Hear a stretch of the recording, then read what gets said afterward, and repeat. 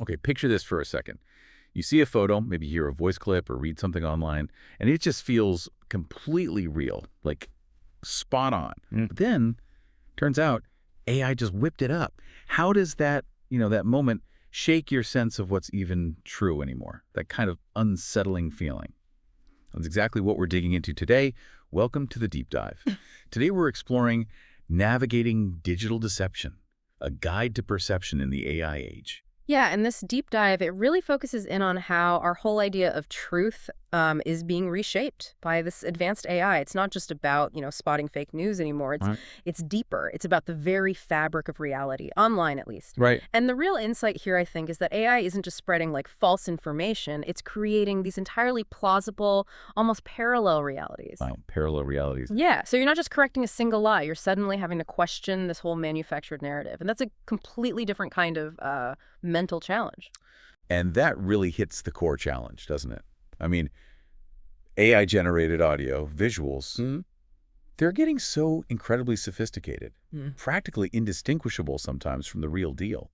So what does this mean for, the average person just scrolling through their feed? Does the source we're looking at suggest we basically need a PhD in, I don't know, physics or behavioral science just to figure out what's real? You've kind of hit on it, yeah.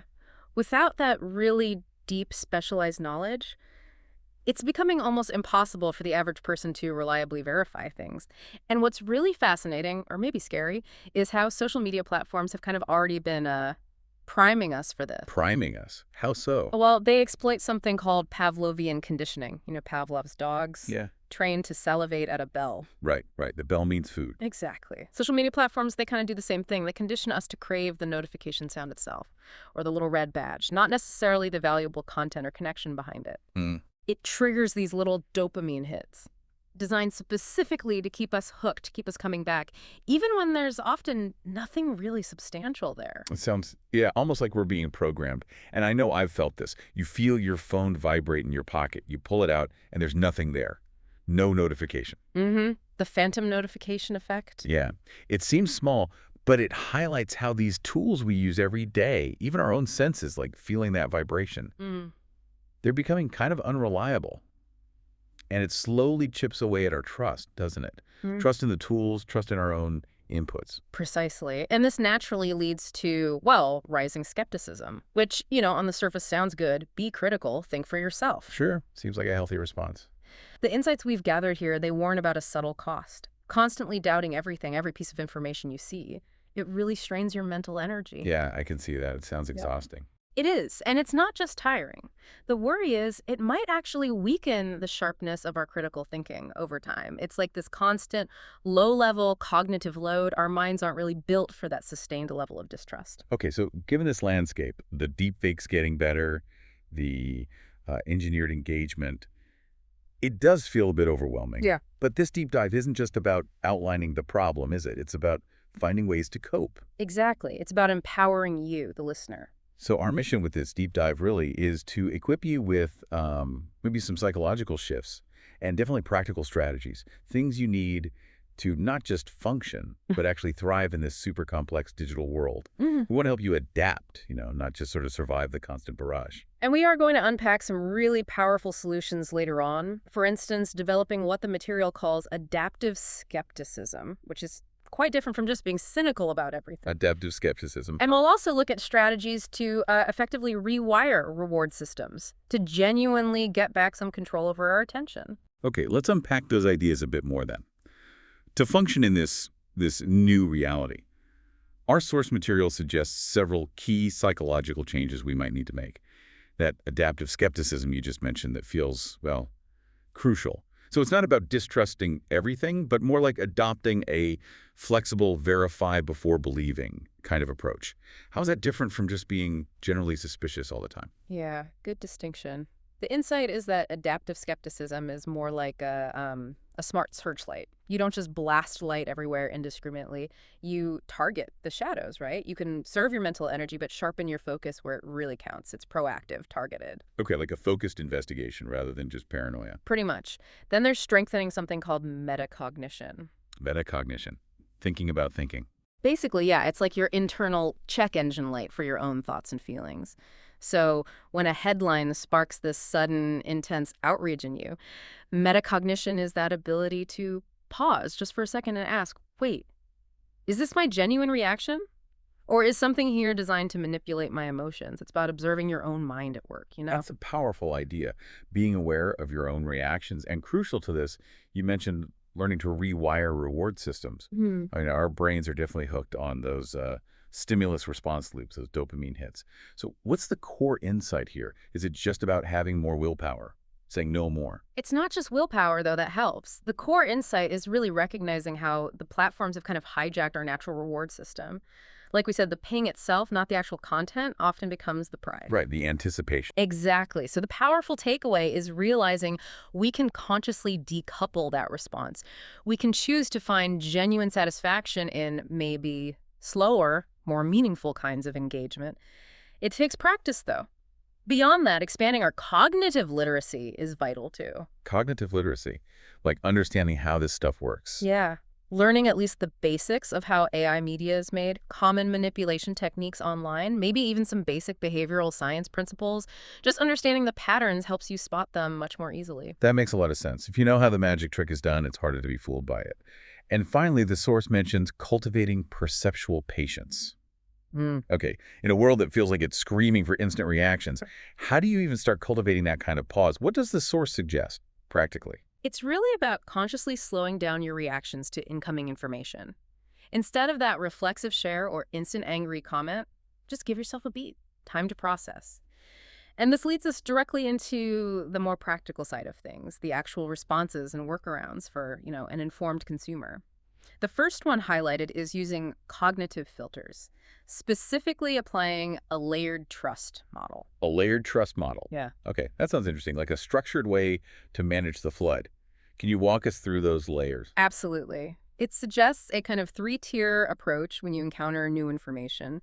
Tier 1 is your immediate gut feeling, your instant impression. You acknowledge it, but you don't automatically trust it. Okay, so notice the gut reaction, but don't act on it yet. Right. Tier 2 is like a quick cross-check. Do a fast search, see if reliable sources are reporting the same thing. Look for quick corroboration, basic sanity check. And then Tier 3 is for stuff that seems important or maybe emotionally charged.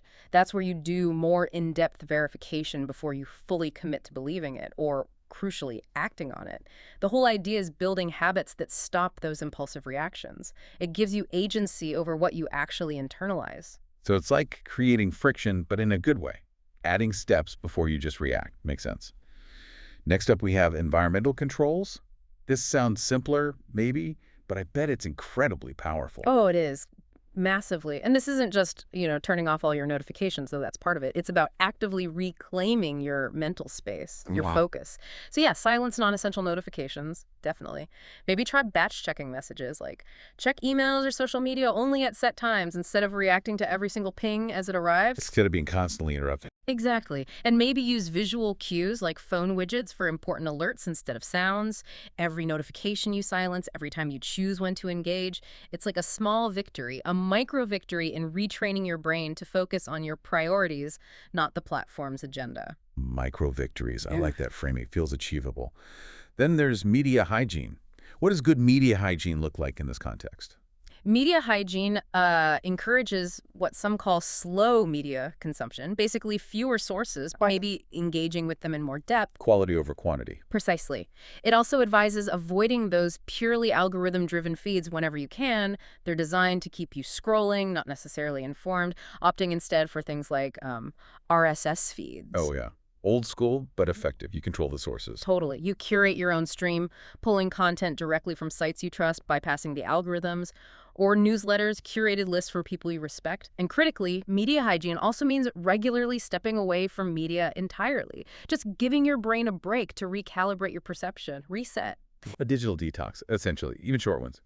Okay, and finally, two really powerful habits mentioned are emotional buffering and verification habits. Let's start with emotional buffering. What's the core idea there? It's about training your awareness of those dopamine spikes we talked about. That sudden, intense urge to click, share, or react when something feels overly sensational or it triggers a really strong emotion like anger or fear. Recognizing that internal pull. Yes. And then, crucially, pausing. just pausing. Maybe use simple breathing techniques or grounding techniques, like just focusing on your feet on the floor for a second or the sound of your own breath.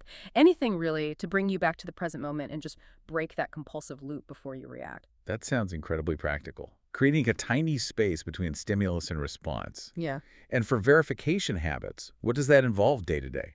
These are pretty straightforward, but so essential. Keep a short list handy, maybe bookmarked, of independent fact-checking websites, tools for reverse image searching, or even video searching now. Have your toolkit ready. Exactly. And maybe the most important habit, if something feels really emotionally loaded, just assume as a default that it might be designed to bypass your rational thinking.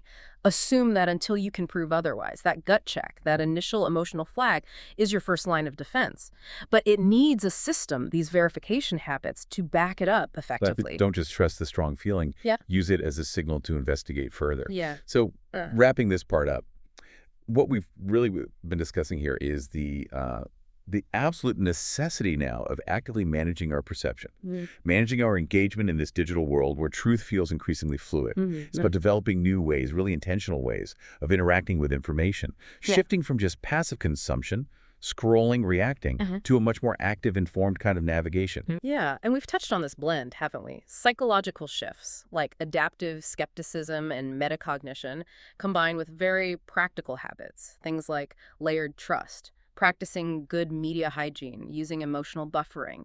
And it's crucial to remember these aren't just about avoiding deception or not getting fooled. They're really about reclaiming your mental clarity, reclaiming control over your most valuable resource, which is your attention. Absolutely. And these insights, they apply directly to your everyday life. Right now, scrolling your social feed, checking the news, think about which of these ideas might resonate most with you. Which cognitive filters or environmental controls could you maybe try implementing, even in a small way? Maybe start small, but the key is to start somewhere, right? Definitely. And maybe, as we wrap up this deep dive, here's a final thought to sort of ponder. If our individual ability to perceive truth, to trust our own senses even, is being constantly challenged like this, what does that mean?